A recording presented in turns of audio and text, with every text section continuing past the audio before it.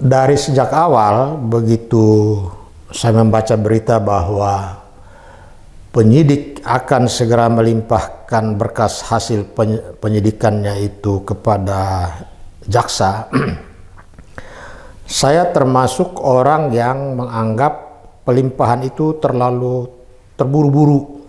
Ya, mengapa terburu-buru? Karena keluarga korban, bahkan masyarakat di Kota Kupang meyakini bahwa dalam peristiwa pembunuhan terhadap Astrid dan putranya Lael itu masih terdapat pelaku lain. Ya, masyarakat meyakini, keluarga meyakini bahwa ada pelaku lain yang belum disentuh oleh penyidik. Ya. Ketika Randy mengaku bahwa dialah pelakunya dan dia melakukan seorang diri, keluarga dari pihak Astrid, ya, pengacara dari pihak keluarga korban yaitu Astrid, dan masyarakat pada umumnya di Kota Kupang memberi reaksi tidak percaya terhadap pengakuan itu. Bahkan semula polisi menyatakan pembunuhan, pasal yang disangkakan kepada Randy Bajide itu adalah pembunuhan biasa dengan pasal 380. Tetapi begitu masyarakat mendesak bahwa ini bukan pembunuhan biasa tetapi ini pembunuhan berencana, polisi lalu mengubah, ya, menambah dengan pasal sangkaan pembunuhan berencana. Artinya di sini kita lihat polisi agak gagap, ya, menyikapi perkara ini. Padahal sebetulnya perkara ini suatu perkara yang sangat menarik perhatian masyarakat luas. Tidak hanya di Kota Kupang, hampir seluruh NTT. Sehingga sebetulnya kasus ini polisi dituntut profesionalitasnya, ya, kemampuan profesional di dalam melakukan penyidikan itu harus dikedepankan. Ya. Polisi harus betul-betul dari hasil penyidikan itu menyuguhkan suatu berita acara pemeriksaan yang nyaris sempurna. Sehingga dalam benak penyidik ketika menyerahkan berkas ini kepada jaksa penuntut umum, di tahap pra penuntutan berkas ini diyakini tidak akan kembali. Tetapi nyatanya tanggal 7 Januari kemarin, setelah tanggal 28 Desember di saat masyarakat NTT semua sibuk menghadapi tahun baru, di saat-saat sunyi sepi, penyidik Polda NTT menyerahkan ke jaksa penuntut umum. Dan kemudian tanggal 7 Januari dikembalikan. Saya sudah memperkirakan bahwa berkas ini pasti dikembalikan oleh jaksa. Memang pengembalian berkas menurut KUHP dan di dalam praktek peradilan itu dimungkinkan karena KUHP sendiri mengatur, ya, ketika berkas perkara hasil penyidikan diserahkan kepada jaksa penuntut umum, maka dalam waktu 14 hari dalam tahap pra penuntutan, jaksa punya kewenangan untuk meneliti apakah hasil penyidikan ini sudah sesuai dengan kebutuhan bagi jaksa dalam menyiapkan surat dakwaan untuk dilimpahkan ke pengadilan, atau berita acara pemeriksaan hasil penyidikan ini masih ada kekurangan yang perlu disempurnakan. Dalam hal menurut jaksa penuntut umum bahwa berita acara hasil pemeriksaan penyidik itu masih terdapat kekurangan di sana sini, maka jaksa sebelum mengembalikan ke penyidik, jaksa menyiapkan beberapa petunjuk supaya ini disempurnakan, diperkuat dan dilengkapi, dan itu yang terjadi pada tanggal 7 Januari kemarin. Jadi ada sejumlah hal yang menurut jaksa penuntut umum penyidik harus melengkapi dan menyempurnakan hasil penyidikannya.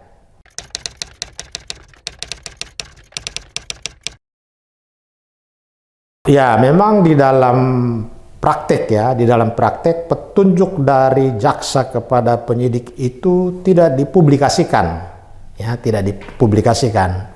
Tetapi kadang-kadang dalam perkara tertentu yang menarik perhatian publik demi kepentingan akuntabilitas, jaksa bisa menyampaikan bahwa beberapa poin perlu dilengkapi untuk disempurnakan, atau penyidik begitu menerima berkas pengembalian itu, penyidik pun bisa menjelaskan kepada masyarakat.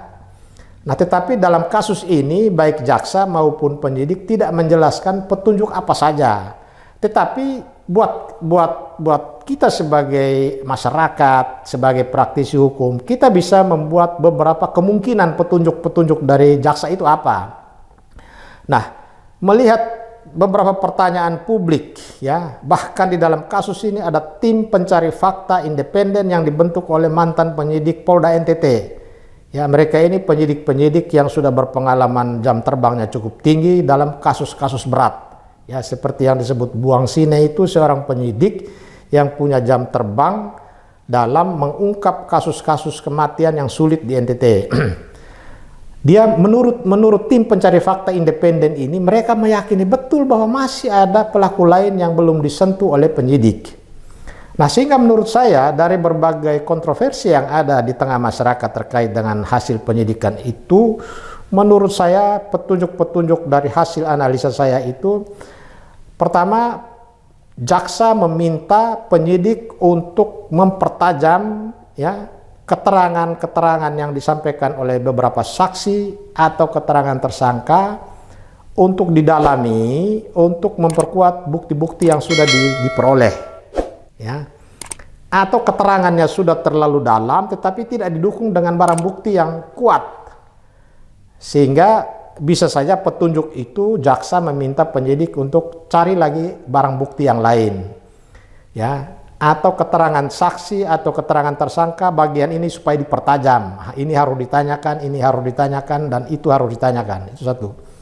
Yang kedua, bisa saja di dalam keterangan tersangka terutama soal penggalian pada malam tanggal 30 Agustus atau 28 Agustus ketika terjadi peristiwa itu, bagaimana seorang Randy Bajideh, seorang diri, menyiapkan lubang kuburan untuk mengubur Astrid dan putranya dalam satu ukuran lubang yang kira-kira disebut-sebut di pemberitaan itu 75 cm, mungkin lebar kita perkirakan sekitar 50 cm, dengan panjang kurang lebih 170, ya, dan dengan kondisi kontur tanah di NTT, di Kupang terutama adalah tanah di atas di permukaan itu bebatuan, batu kapur,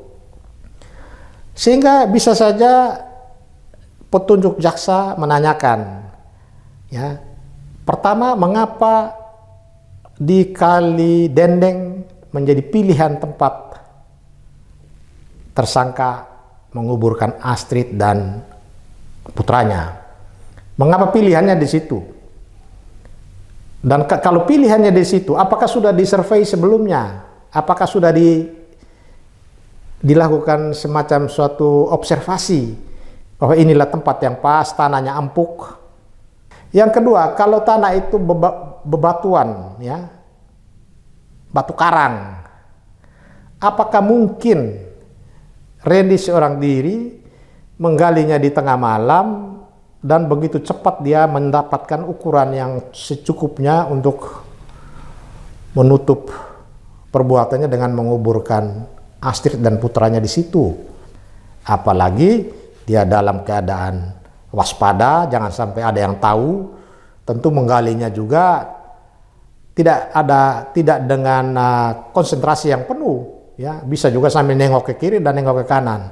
Dan sehingga inilah yang mungkin jaksa memberikan petunjuk supaya ini didalami. Apakah dia menggunakan hanya sebatang linggis, atau dia juga menggunakan pacul, atau dia juga menggunakan skop atau alat bantu lainnya, dan dari mana dia dapatkan itu, ya. Karena kalau dia dapatkan itu sebelum peristiwa pembunuhan terjadi, bisa disimpulkan ini unsur perencanaannya sudah masuk. Atau kalaupun dia menggunakannya setelah dia melakukan aksi pembunuhannya, baru dia mencari alat-alat itu, di mana dia bisa dapatkan itu? Atau siapa yang memberikannya di tengah malam itu? Jadi alat bukti di dalam KUHP itu harus dibedakan dengan barang bukti, ya. Alat bukti itu ya antara lain saksi, ya, keterangan saksi, surat, keterangan ahli, petunjuk, dan lain-lain. Nah, barang bukti di sini bisa saja dia bilang setelah dia gali dengan linggis, ya, terus dia mengeluarkan tanah itu dengan skop atau pacul, tetapi kok paculnya tidak ada di dalam alat barang-barang bukti itu. Nah, itu bisa saja jaksa meminta supaya penyidik mengejar itu. Dan dari mana dia dapat barang-barang itu sebagai alat bantu untuk dia menyiapkan lubang untuk kuburan.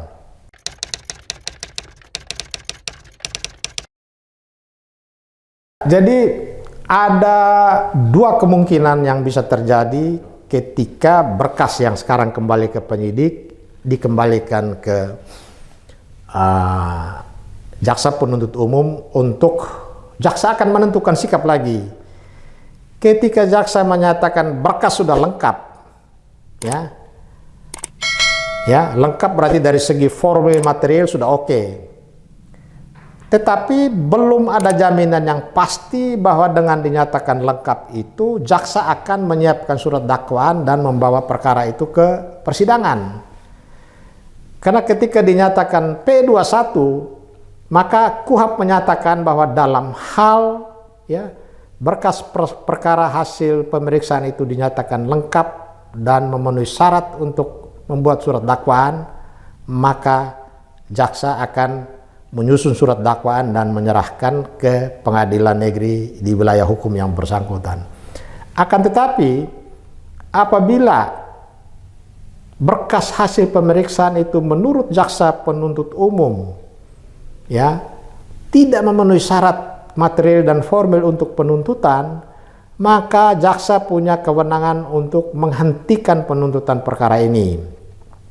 Penghentian penuntutan perkara ini hanya bisa terjadi kalau menurut jaksa, pertama, perkara ini tidak termasuk tindak pidana, atau katakanlah menurut jaksa ini perkara perdata. Tetapi ini kan tidak mungkin perdata karena kasusnya dugaan pembunuhan, sehingga kalau hanya alasan bukan merupakan kejahatan, itu bisa kita kesampingkan argumentasi ini.